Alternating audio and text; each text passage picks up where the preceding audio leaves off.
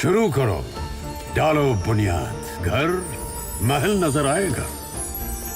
Wonder लाइए, wonder अपनाइए, फर्क नजर आएगा। वंडर सीमेंट, फर्क नजर आएगा। नमस्कार, मैं हूं रविंद्र जैन और आप देखना शुरू कर चुके हैं सबकी खबर। इस बार कर्जे की सरकार, मध्य प्रदेश में सरकार बहुत बुरी तरह कर्जे में फंस चुकी है, कर्जे में फंसती जा रही है। जैसे ही 10 तारीख आती है और लाडली बहनों को पैसा देने की बात आती है तो फिर मध्य प्रदेश के वित्त विभाग से कर्जा लेने के लिए फाइलें भी दौड़ने लगती हैं। स्थिति ये हो गई है कि अब मध्य प्रदेश पर लगभग 4 लाख करोड़ का कर्जा है। केवल अगस्त महीने में, जो महीना इस समय चल रहा है, 10,000 करोड़, 5,000 करोड़ ले चुके हैं और 5,000 करोड़ और लेने वाले हैं कर्जा। मध्य प्रदेश के प्रति व्यक्ति, यदि हम देखें कि प्रति व्यक्ति पर यदि कर्जे की बात करें तो 2018-19 में, यानी आज से केवल 5 साल पहले 25,000 रुपये कर्जा हर व्यक्ति के ऊपर था, लेकिन आज 2024 में लगभग 50,000 कर्जा हर व्यक्ति के ऊपर है।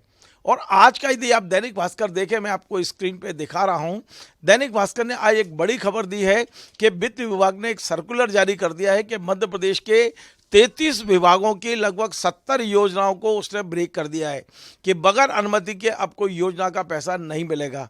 यानी मध्य प्रदेश की आर्थिक स्थिति कितनी डावाडोल हो गई है कि इस वक्त हम सिर्फ कर्ज ले रहे हैं, घी पी रहे हैं, कर्ज ले रहे हैं, मुफ्त में बांट रहे हैं और वोट का बांट रहे हैं। आखिर मध्य प्रदेश किस दिशा में जा रहा है और मध्य प्रदेश आखिर क्या बिल्कुल दिवालिया होने की स्थिति में पहुंच जाएगा तब हम कर्जा लेना बंद करेंगे? क्या हम ये जो मुफ्त का बांट रहे हैं उसके कारण से कर्जा है? क्या ये विकास के लिए कर्जा लिया जा रहा है? क्या इस कर्जे के बगैर मध्य प्रदेश का विकास संभव नहीं है? ये ऐसे प्रश्न हैं जो मध्य प्रदेश की 9.5 करोड़ जनता समझना और सोचना चाह रही है, समझना चाह रही है। हमारे साथ मध्य प्रदेश के वरिष्ठ पत्रकार अरुण दीक्षित जी हैं, हम उनसे समझते हैं कि आखिर इस कर्ज को लिया क्यों जा रहा है और क्या वाकई बगैर कर्ज के मध्य प्रदेश का विकास संभव नहीं है। अरुण जी, आपका बहुत बहुत स्वागत है। मध्य प्रदेश में इस समय सबसे ज़्यादा चर्चा कर्जे की है। हम फिर अगले, मतलब आज जन्माष्टमी का दिन है और कल फिर हम 10,000 करोड़ कर्जा ले रहे हैं, मतलब 5,000 करोड़ ले चुके हैं और 5,000 करोड़ के लिए फिर आवेदन दे दिया गया है। 14 साल के जो की अवधि के लिए ये कर्जा लिया जा रहा है। हर महीने 10 तारीख आती है, लाडली बहनों को जो पैसा देना है उस देने का नंबर आता है, सरकार की सांसें फूलने लगती हैं और फिर कर्जे की फाइलें दौड़ने लगती हैं। मध्य प्रदेश किधर जा रहा है? ये बड़ा सवाल है। मध्य प्रदेश कहीं जा भी रहा है या मध्य प्रदेश जम गया है? जम गया का मतलब कि उसकी गति खत्म हो गई है, किंग कर्तव्य विमूढ़ जैसी जो स्थिति होती है। मुझे लगता है कि राज्य के प्रशासन की, राज्य की सरकार को कि ये स्थिति ये है कि उन्हें ये समझ नहीं आ रहा कि करें तो क्या करें, क्योंकि कर्ज के अलावा कोई विकल्प नहीं है। और आज जो आपने कहा कि प्रति व्यक्ति हमारी आय और हमारे ऊपर ऋण इतना बढ़ गया है कि इसके मकड़ जाल से निकल पाना किसी भी अर्थशास्त्री के लिए भी कठिन होगा। लेकिन इसकी बड़ी वजह है जो आपने कहा कि वोट खरीदने के लिए, लोक लुभावन योजनाओं के लिए पैसा देना और जो बेसिक योजनाएं हैं उनकी उपेक्षा करना। अब आज ही अखबार में छपा है, आपने भी कहा कि प्रतिबंध लग गया है, 70 योजनाओं के मद में कोई खर्च नहीं होगा। आप 10 तारीख के आसपास अब आप जब पैसा देते हो लाडली बहना को 1250 करोड़, लेकिन आपने रोका क्या है? आप उसकी बेटी को जो कॉलेज या स्कूल जाती है उसको स्कूटर और साइकिल नहीं दोगे, किसान को उसका बोनस नहीं दोगे, आदिवासियों को उनकी योजनाओं का पैसा नहीं दोगे। सबसे बड़ी चीज़ यह है कि आप SC ST के साथ साथ किसानों का, आदिवासियों का, कन्याओं का, किसी का भी पैसा आप योजनाओं में जो उन्हें मिलना चाहिए। प्रधानमंत्री नरेंद्र मोदी बड़े बड़े दावे करते हैं प्रधानमंत्री आवास का, लेकिन मध्य प्रदेश सरकार ने तय किया कि जब तक वित्त मंत्री स्वीकृति नहीं देंगे नॉर्मल कोर्स में जो किस्त जाती थी वो नहीं जाएगी। तो आपने चारों तरफ से सब चीज़ों को रोक दिया है और पैसा किसको देने वाले हैं? 1250 करोड़, 1250 देकर आप ये सोच रहे हैं कि लाडली बहना जो है ना वही आपका की नैया पार करेगी। लेकिन ये दुर्भाग्यपूर्ण है, जिन चीज़ों में पैसा नहीं खर्च होना चाहिए पिछले 20 साल में, 2003 में से लेके 2024 तक 21 साल में करीब करीब 1.25 साल को निकाल दें तो बीजेपी की सरकार है। और कर्ज कितना बढ़ा है।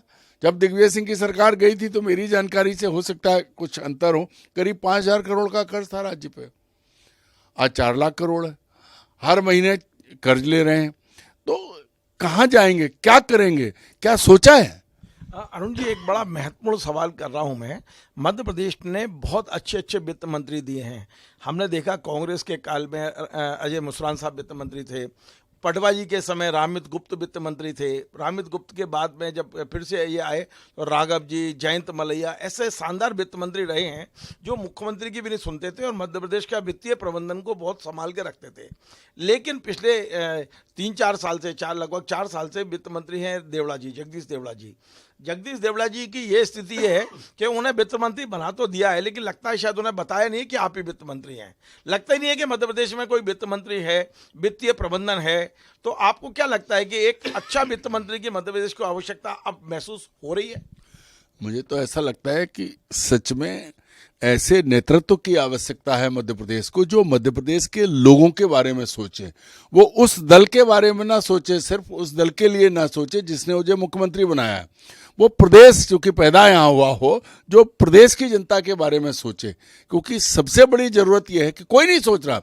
अब आप देखिए, अभी मैंने पढ़ा अखबार में कि वो जो एक नया नौटंकी वाला जो है, जिसको प्रदीप मिश्रा कहते हैं, मैं तो उसको ढोंगी कहता हूँ, वो जहाँ पर उसने एक शिव मंदिर बनवाया भगवान की यार, वहाँ इंदौर हाईवे पे सुनाया कि 200 करोड़ से एक फ्लाईओवर बनाया जा रहा था, ये मंदिर में जाने वाले लोगों को तकलीफ ना हो। कम से कम 3,000 करोड़ से ज़्यादा के धाम बन रहे हैं, लोक बन रहे हैं, जो उज्जैन से शुरू हुए, जो राम राजा ओरछा, ओंकारेश्वर, रविदास लोक, महाराणा प्रताप, जाने 18 लोक हैं टोटल। सवाल यह है कि आप सरकार चला रहे हो कि धर्मार्थ मंत्रालय चला रहे हो, क्या है? और फिर आपने संविधान की शपथ ली है, धर्म सबका। मैं हिंदू हूं, मुझे अपना धर्म बहुत प्रिय है और मैं उसके लिए कुछ भी करने को तैयार हूं, लेकिन मैं ये नहीं है कि मैं अपने धर्म के लिए आपके जैन धर्म पर सवाल उठाऊं या आपको नीचा दिखाने के लिए। तो यहाँ सरकार को जो करना चाहिए था वो ना करके धर्म की अफीम, उससे जुड़ी चीजें, संप्रदाय, जात, इन पर पूरी ताकत लगी हुई है। अब आप बताइए, आज मध्य प्रदेश में भगवान श्री कृष्ण का जन्मदिन सरकार के उसमें मनाया जा रहा है। बड़ी हंसी की बात है कि जब बाबूलाल गौर जी मुख्यमंत्री बने थे, तब उन्होंने जो है गोकुल गांव बनाए थे। आज मैंने अखबार में पढ़ा कि मोहन यादव जी जो हैं वो वृंदावन गांव बनाने जा रहे हैं, बरसाना गीता भवन। नहीं, गीता भवन अलग है, वृंदावन गांव अलग है, दोनों बन रहे हैं। तो भाई सवाल ये है कि गांव आज ढूंढे कि वो गोकुल गांव कहाँ गए। जिस जनता को, जिसके लिए आप कर रहे हो, आप उसको बेसिक, मैं अभी भी कहता हूं कि आप अस्पताल दो, आप स्कूल दो, आप बेहतर सुविधाएं दो। आपका पटवारी घूस नहीं, मुख्यमंत्री ने आते ही कहा था, लेकिन आज तक उस पर अमल नहीं हुआ है। मुख्यमंत्री ने आते ही ऐलान किया था कि खुले में मांस, मदिरा, अंडा नहीं, मांस, अंडा और वो नहीं बिकेंगे, आज भी कहीं बंद नहीं है। ये जो चीजें हैं कि कह देते हो, उसका देखते नहीं हो। और आप सिर्फ लाडली बहना योजना चलाने के लिए 70 योजनाओं का पैसा काट रहे हो। क्या लाडली बहनों को तो ये समझ में नहीं आ रहा है कि उनको तो 1250 मिल गए, लेकिन उस 1250 के बदले कितना नुकसान हुआ, कितनी बहनों के मकान रुक जाएंगे, कितनी बहनों की बच्चियों को पैदल चलना होगा, जो दलित और आदिवासी हैं उनके हाल क्या होंगे। कोई नहीं देख रहा, कोई बात नहीं कर रहा है। सबसे बड़ी बात तो ये है, आप बात कर रहे हैं और कोई बात ही नहीं कर रहा है इस पर। अब सवाल ये भी है ना कि हम मध्य प्रदेश जाएगा कहाँ? हम लगातार यदि इसी तरह से कर्जा लेते रहेंगे तो क्या हम दिवालिया बनने की तरफ बढ़ रहे हैं आगे? क्या लगता है क्या है? और कहा यह जा रहा है कि मध्य प्रदेश का आर्थिक स्ट्रक्चर ऐसा है कि अभी हम और कर्जा ले सकते हैं। तो कर्जा लेने की आपकी क्षमता आखिर कितनी है? देखिए, सवाल यह है कि कर्जा आप ले सकते हैं, सरकार है, आपके पास संसाधन है, आपके पास इतनी चीजें हैं जिनको गिरवी रख के आप कर्जा ले सकते हैं, क्योंकि इसके बदले में, लेकिन कब तक, ये जो सवाल है कि कब तक कर्ज लेके, आखिर कर्ज का ब्याज भी हम ही को देना है। आज कर्ज का ब्याज के बारे में ये बताया, मैं आपको एक जानकारी दर्शकों तक पहुंचा दूं कि पहले 13,000 करोड़ रुपए ब्याज जाता था, आज 25,000 करोड़ रुपए हर साल ब्याज जा रहा है। तो अब अंदाज लगाइए, 25,000 करोड़ का टोटल हमारा बजट नहीं हुआ करता था 2003 तक, और आज हम 25,000 करोड़ रुपए केवल ब्याज दे रहे हैं। और उसके बाद भी दावा यह है कि हमने जो किया वो किसी ने नहीं किया। अब देखिए, आप इसी पे बात कर लें, लाडली बहना पे। लाडली लक्ष्मी, कन्या मुख्यमंत्री और कन्यादान और तमाम योजनाएं चली, पर मैं फिर वही बात आके कहता हूं कि आप बहनों को सुरक्षा नहीं दे पा रहे हो, लाडली बहनों को आप सुरक्षा नहीं दे पा रहे हो। आज भी अखबार में बलात्कार की खबरें हैं। आप उनके बच्चों को अच्छी शिक्षा देने के लिए 1250 देने के बजाय ये तय करते कि जो प्राइमरी हेल्थ सेंटर है और जो प्राइमरी स्कूल है, जूनियर स्कूल है, उसमें बेहतर, लेकिन स्कूलों में टीचर नहीं है। कल ही अखबार में आपने भी पढ़ा कि मध्य प्रदेश में हजारों महिलाएं अस्पतालों में मरी हैं। 16,499 पिछले 10 साल में प्रसव के दौरान टेबल पर मौत हुई है और सरकारी अस्पतालों में हुई है। ये आंकड़ा जो है वो सरकारी अस्पतालों में। मैं वही कह रहा हूं कि उसकी तरफ नहीं देख रहे आप। जो चीजें देखनी चाहिए मूल पर रहो भाई। जो सुविधा जरूरी है, किसान को खाद मिले, उसको उचित मूल्य मिले, गरीब को घर मिले, बच्चों को पढ़ाई मिले, नौकरी मिले। लड़कियों के लिए जो आपने तय किया था, आपने ऐलान किया था स्कूटी, तो आप साइकिल भी नहीं दे पा रहे हो। और पैसा कहाँ जा रहा है?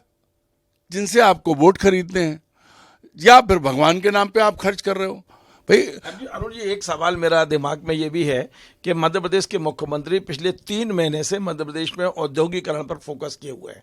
वे विशाखापट्टनम गए, वे बेंगलोर गए, उन्होंने जबलपुर में मीट की, उन्होंने इंदौर में की, उसके बाद अब ग्वालियर में होने वाली है। आज हम 26 तारीख है, आज शायद 28 तारीख को ग्वालियर में इंडस्ट्री मीट है। लेकिन सवाल यह कि 850 उद्योग जिन्हें आपको प्रोत्साहन राशि देनी थी, उनके खाते में अभी तक नहीं पहुंची है प्रोत्साहन राशि। वो लोग चिट्ठी लिख रहे हैं लगातार। आपने प्रचार कर दिया कि हमने 850 उद्योगों को पैसा डाल दिया, एक क्लिक पर 275 करोड़। पैसा कहाँ है वो? रविंद्र जी, मैं तो एक दूसरी बात कहता हूँ। उमा भारती को कम समय मिला, बाबूलाल गौर को भी बहुत कम समय मिला, ज़्यादा समय शिवराज सिंह चौहान ने। और जाने कितनी इन्वेस्टर्स मीट हुई थी, इंदौर, छतरपुर, भोपाल, चारों तरफ हजारों करोड़ के दावे किए गए थे। वो जमीन पर हैं कहाँ? वो कहाँ हैं जो अभी तक? मोहन यादव जी से भी मेरा यही अनुरोध है कि भाग दौड़ करके, लोगों से बात करके, जो आने वाले हैं उनको थोड़ी देर के लिए आप भूल जाओ, लेकिन जो आ चुके हैं, जो हैं, उनको देख लो वो किस हाल में है।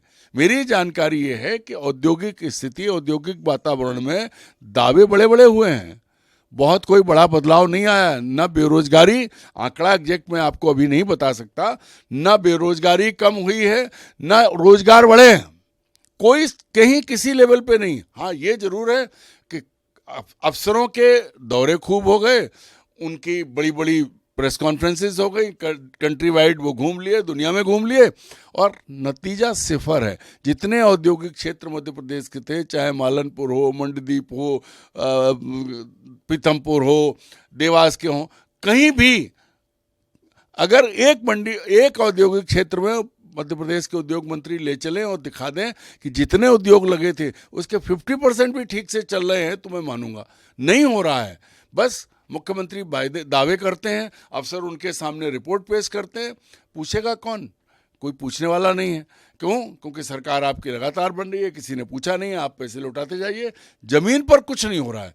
और मैं तो मोहन यादव जी से कहूँगा कि आप इन अफसरों के बहकावे में मत आइए। आप जमीन से जुड़े आदमी हैं तो जरा जमीन पे देखिए क्या हुआ है। आपके उज्जैन शहर में 2004 और 2016 में जो काम हुए थे, उनकी समीक्षा करिए। चलिए, एक बहुत महत्वपूर्ण और आखिरी सवाल मेरा ये है कि मध्य प्रदेश की नगरीय संस्थाओं की स्थिति बहुत डामाडोल है। उन्होंने इतने टैक्स लगा दिए हैं, इसके बाद भी तनख्वाह बांटने का पैसा नहीं है। उनसे बात करो तो वो कहते हैं कि सरकार से जो फंड मिलना चाहिए वो हमको मिल नहीं पा रहा है। सरकार कर्जा ले रही है, लगातार कर्जा ले रही है, लेकिन स्थानीय संस्थाओं को डेवलपमेंट का पैसा नहीं पहुंच रहा है। सरकार लगातार कर्जा ले रही है, लेकिन इतने टैक्सेशन है मध्य प्रदेश में, टैक्स की कोई कमी नहीं है। आप सुबह सोने से लेकर रात को सो के उठने से लेकर रात को सोने तक जिस चीज़ को भी उपयोग कर रहे हैं उस पर आप टैक्स दे रहे हैं। तो हम इतना ज़्यादा टैक्स दे रहे हैं, टैक्स से आदमी दबा पड़ा हुआ है, फिर भी हमें कर्जा लेना पड़ रहा है। और स्थानीय संस्थाएँ, स्थानीय निकाय जो हैं, उनके पर भी मैं एक बार आपसे चाहूँगा कि वो उनकी जो स्थिति मैं तो ये कहता हूँ कि कई ऐसी स्थितियाँ हो गई हैं कि तनख्वाहें, मतलब 2-2, 3-3 महीने की तनख्वाहें नहीं बढ़ पा रही है स्थानीय निकायों में। देखिए, सबसे बड़ी बात यह है कि स्थानीय निकाय जो हैं वो सबसे ज़्यादा दुर्व्यवस्था का शिकार हैं। वित्तीय कुप्रबंधन जो है, जो केंद्र राज्य सरकार का, वो नीचे तक गया है। उनकी आमदनी के जरिए क्या टैक्स, और जो उन्हें सरकार रिम्बर्स करती है। एक सीधे टैक्स पहले तो चुंगी लगती थी, वो अब खत्म हो गई है, बाकी चीज़ों का है। तो जो केंद्र राज्य सरकार ने इन संस्थाओं को पंगु बना दिया है। इतना हस्तक्षेप है और भ्रष्टाचार है।